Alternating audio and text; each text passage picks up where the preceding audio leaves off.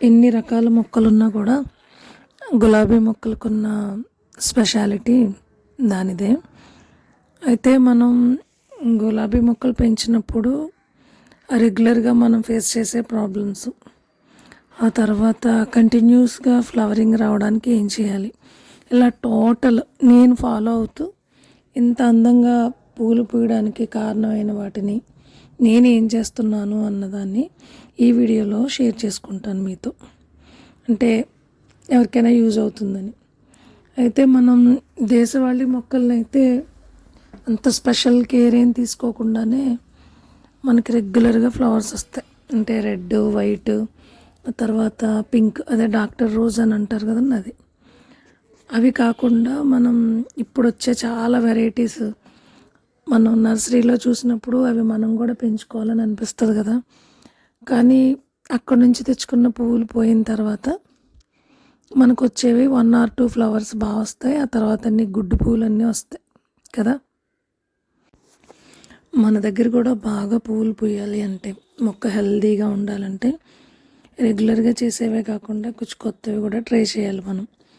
ఇవి పొగాకు కాడలు, ఇంతకుముందు నేను వీడియోలో చూపించాను.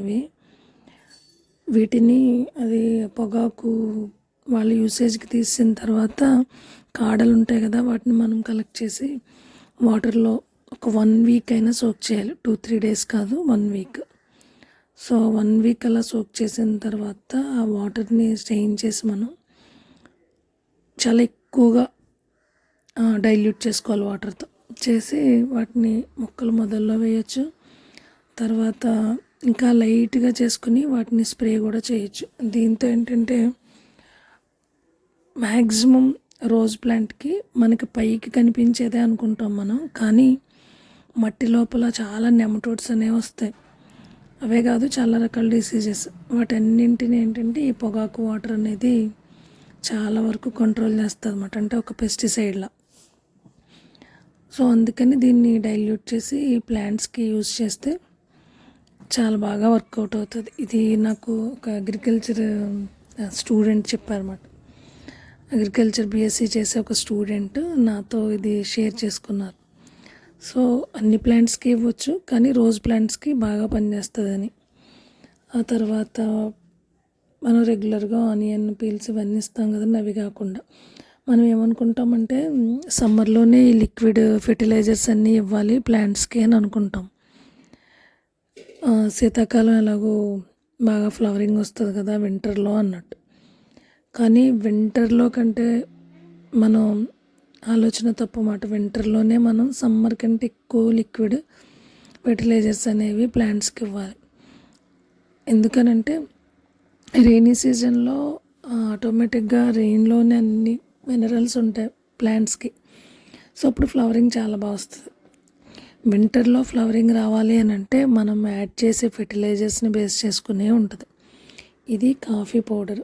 ఈ కాఫీ పౌడర్ని నేను హాట్ వాటర్లో ఉంచి ఒక నైట్ అంతా ఉంచాను దీన్ని. నెక్స్ట్ డే దీన్ని మళ్ళీ వాటర్లో డైల్యూట్ చేసి ఇది కూడా ప్లాంట్స్కి అన్నీ ఒకసారే కాదు, 5 days గ్యాప్ ఇస్తూ ఇవ్వాలి. ఇవి ఇలా ఇచ్చినప్పుడు వాటరింగ్ చేయకూడదు. వీటిని కొంచెం కొంచెంగా ఇస్తే లోపల ఉన్న మట్టి అంతా దాన్ని అబ్జర్వ్ చేసుకుంటుంది. అంటే వాటరింగ్ చేసినప్పుడు కిందకు వచ్చేస్తుంది కదా వాటరు, అలా కాకుండా కొంచెం కొంచెంగా ఇవ్వాలి వీటికి. అలా ఇస్తే అప్పుడు ఆ ప్లాంట్స్ ఎలా ఉన్నాయని చూపిస్తాను, వాటి గ్రోత్ కూడా మీకు చూపిస్తాను. ఇవి ఆనియన్ పీల్స్. అంటే తక్కువ క్వాంటిటీలోనే నేను ఓన్లీ ఈ రోజ్ ప్లాంట్స్ కోసం అని పెట్టుకున్నవి ఇవి. దీనిలోనే ఏం చేశానంటే కొంచెం టీ పౌడర్ కూడా వేసేసాను. వేసి ఒక డే అంతా ఉంచాను. ఆ తర్వాత వాటిని ఇలా సోక్ చేసుకొని దీన్ని కూడా వాటర్తో డైల్యూట్ చేసుకొని మొక్కలకి ఇవ్వడమే. ఇలా మనం ఈ లిక్విడ్ ఫామ్లో ప్లాంట్స్కి ఇస్తే గ్రోత్, ఫ్లవరింగ్ చాలా బాగుంటుంది. ఒక 15 daysలో మనకి రిజల్ట్ అనేది తెలుస్తుంది. చాలా ఎండిపోయినట్టుగా ఉన్న ప్లాంట్స్ అన్నీ కొత్త కొత్త చిగుర్లు వస్తాయి. తర్వాత వాటితో పాటు మొగ్గలు కూడా. సో అప్పుడు చాలా బాగుంటాయి. కాకపోతే మనం బాగా ఫాలో అవ్వాల్సింది ఏంటంటే పర్టికులర్గా రోజ్ ప్లాంట్స్కి మట్టి తడి లేకుండా ఉండేలా చూసుకోవాలి. అంటే ఎక్కువగా తడి ఉండకూడదు. రెగ్యులర్గా ఇచ్చే అన్ని ప్లాంట్స్కి వాటరింగ్ ఇచ్చినట్టు రోజ్ ప్లాంట్స్కి వాటరింగ్ చేయకూడదు. అట్లీస్ట్ ఒక వీక్లీ వన్స్ అయినా మనం మట్టిని పైకి అంటూ ఉండాలి. అంటే మట్టిని కదుపుతూ ఉండాలన్నమాట కుండీలో ఉన్నది. అలా ఎండిపోయిన ఆకులు, కొమ్మలు రెగ్యులర్గా ప్లాంట్ నుంచి కట్ చేసేయాలి. అప్పుడు ప్లాంట్ అనేది కొన్ని రోజులైనా మనకి ఫ్లవరింగ్ అనేది చాలా బాగా ఇస్తుంది. ఇప్పుడున్న చాలా చాలా వెరైటీస్ ఉన్నాయి కదా, వాటన్నింటినీ మన ఇంట్లో పెంచుకొని చాలా చక్కగా రావాలని అంటే చేయాల్సిన పని ఇది. సో ఇది ఫాలో అవ్వండి. వీటిని ఫాలో అవ్వండి అంటే ఎవరికి అవైలబుల్గా ఉన్నది అన్నీ ఇవ్వాలని రూల్ ఏం లేదు. సో అలా ఇవ్వడం వల్ల ఏంటంటే ప్లాంట్స్ అనేవి చాలా హెల్తీగా ఉంటాయి.